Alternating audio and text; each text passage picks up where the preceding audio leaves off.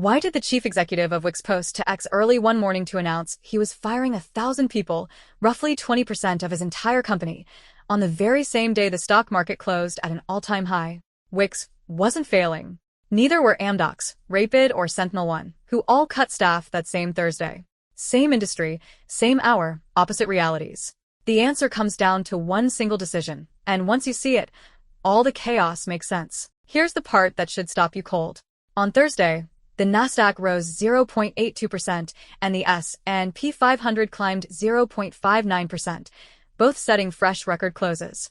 Wall Street is throwing a party. Yet underneath that party, this is shaping up to be one of the most brutal stretches for actual tech employment in years. The market and the workforce are now telling two stories that flatly contradict each other. In Israel, they're already calling it Black Thursday. Within hours of each other, Wix, Amdocs, Rapid, and SentinelOne all announced layoffs on the very same day. Not failing startups, established, name-brand companies. Wix alone confirmed it was cutting roughly 20% of its entire staff, about 1,000 people, the largest layoff in the company's history. And the chief executive didn't hide behind vague corporate language about efficiencies. He said it out loud. The Wix chief executive posted it directly to X early that morning.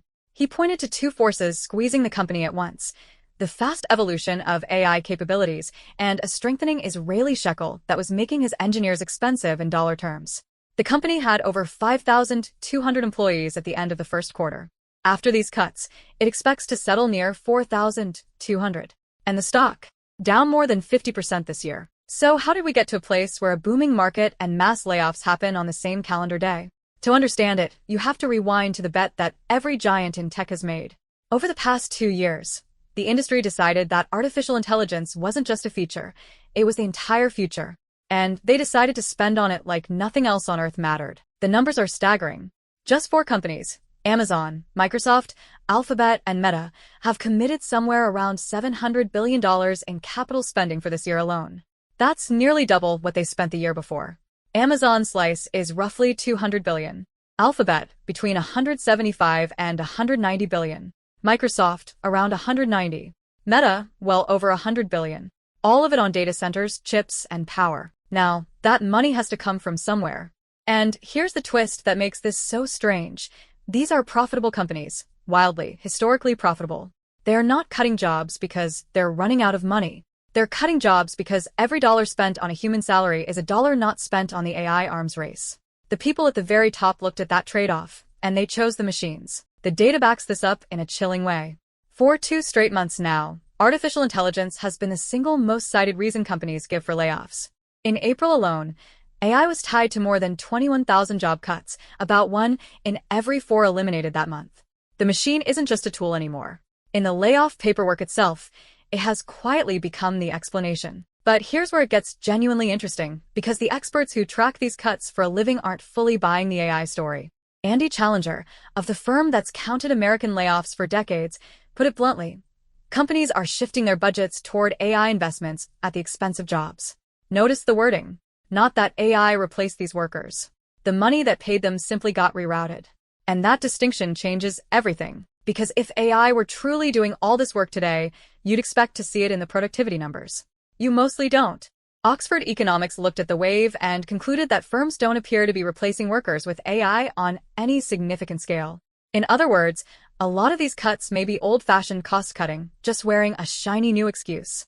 The word AI has become the most convenient phrase in the building. So picture the real machine here. A company tells Wall Street it's becoming AI first. Investors cheer, the stock pops. The very same announcement quietly tucks in thousands of layoffs. The savings get funneled into massive AI infrastructure orders. Those orders pump up the chip makers and the cloud giants, whose soaring stocks then push the whole market to record highs. The party on your screen is being paid for, in part, by the people who just lost their jobs. And the pain isn't spread evenly. So far this year, more than 142,000 tech workers in the United States have lost their jobs, a 33% jump over the same stretch last year. At the current pace, 2026 is tracking towards something near 370,000 for the full year. That would make it one of the worst years for tech employment on record, in the middle of one of the best years for tech stocks. There's also a force most American headlines miss entirely: currency. For a company like Wix, paying world-class engineers in a strengthening shekel while earning revenue in weakening dollars is a slow tightening vice. Every month the exchange rate moved against them, those salaries grew more expensive in real terms. AI gave the headline. The currency gave the urgency. And both pointed at the very same exit door. Now watch how fast it chains together. Once Meta and Intuit announced huge cuts earlier in May, something shifted. Layoffs stopped looking like a confession of weakness and started looking like strategy. If the biggest, most admired companies are trimming hard to fund AI, then suddenly every chief executive has cover to do exactly the same. Permission spread through the industry, like a signal flare in the dark. And that's exactly what played out on Black Thursday. Amdocs moved to cut around 3,000 roles globally. Rapid, hundreds. SentinelOne, hundreds more. Wix, its 1,000. All of it clustered into the same narrow window, almost as if everyone was waiting for someone else to jump first. When the dam finally broke, they all moved at once. That isn't a coincidence. That is a herd. And remember the backdrop they were moving against. On that very same day, the government's key inflation gauge came in hot, prices up 3.8%, the highest reading in nearly 3 years. Normally, that spooks markets. This time, investors shrugged it off and bought tech anyway, even chasing a peace report out of the Middle East that turned out to be completely bogus. The appetite for the AI trade is now overriding almost everything. So you've got record stock prices, hot inflation, a fake peace rumor, and thousands of fresh layoffs, all compressed into a single trading session. If that sounds unstable, it's because it may well be. The spending is accelerating. The cutting is accelerating. And the question everyone in the industry is quietly asking is what happens on the day those two lines can no longer both keep climbing at once. So, here's the sober read. None of this looks like a crash, not yet. The companies doing the cutting are mostly healthy and flush with cash. The market isn't melting down, if anything, it's euphoric.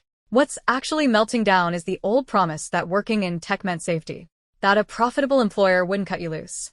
That quiet, unspoken trust. That's what's really breaking right now. And there's a real risk hiding inside all the optimism. All that AI spending only pays off if it eventually produces enough new revenue to justify nearly $1 trillion a year. If it does, today's pain looks like a brutal but necessary pivot. If it doesn't, then a lot of careers were sacrificed for an arms race that didn't deliver, and the bill comes due later, all at once. For anyone working in this world, the lesson of this week is simple and a little cold. Your job security is now tied less to your performance and more to a spreadsheet decision about where capital flows. Being genuinely good at your work no longer guarantees a thing. Not if your salary line happens to sit between your chief executive and a fleet of brand new AI chips. So now you can finally see the single decision underneath all of it.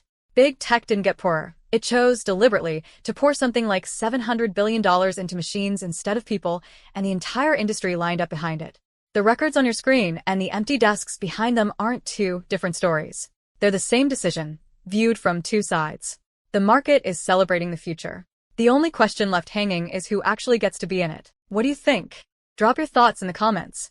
If you enjoyed this, smash that like button. See you in the next video.